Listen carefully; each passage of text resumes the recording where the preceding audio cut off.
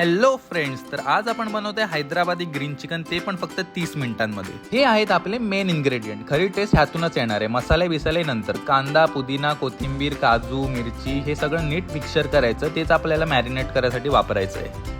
मी half KG chicken आणलेलं, ते मस्त धुवून त्यावर मीठ, हळद आणि ग्रीन पेस्ट जी आपण मिक्सर केलेली ती टाकली आणि सोबत दही टाकायची. त्याने चिकनमध्ये थोडंसं सॉफ्टनेस येतं. सगळं काही टाकून झाल्यावर चमच्याचा न वापर करता हातानेच सगळं नीट मिक्स करून घ्या आणि आपलं हे चिकन 10 मिनिटासाठी कमीत कमी मॅरिनेट करायसाठी बाजूला ठेवू. जोपर्यंत आपलं चिकन मॅरिनेट होते तोपर्यंत आपण गरम तेलात हे खडे मसाले आणि मिरच्या मस्तपैकी तळून घेऊया. खडे मसाल्यांचा आरोमा यायला लागला की त्यात हळद आणि आपला चिकन मसाला टाकू आणि फायनली मॅरिनेट केलेलं चिकन पण आपण टोपामध्ये घेऊया आणि ते 5 ते 7 मिनिटं तरी किमान मस्तपैकी हाय फ्लेमवर परतवून घ्यायचं. जर तुम्हाला थोडासा रसा टाईप आवडत असेल तर थोडंसं पाणी ऍड करा आणि 10 मिनिटासाठी झाकून ठेवा.